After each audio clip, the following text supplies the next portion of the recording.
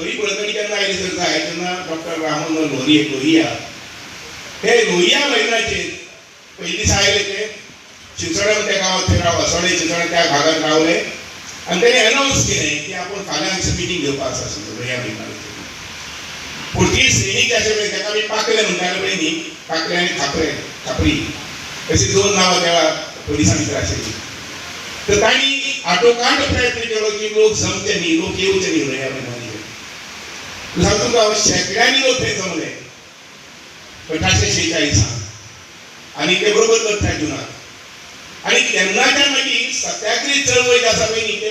आमच्या गोंयांत वेगवेगळे ठिकाणी सुरू जाली सगळ्या शूरवीरांक तुमचे सगळ्यांच्या वतीन मान वंदन दिता की तांणी योगदान दिलें म्हणून आमी 1961 आमी स्वतंत्र जावंक शकले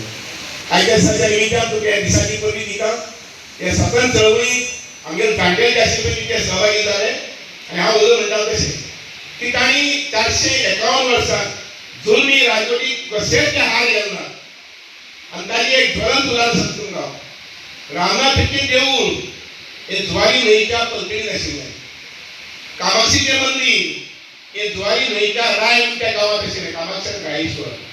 म्हालसा मंदिर वेगळ्या दोंगराचेर आशिल्लें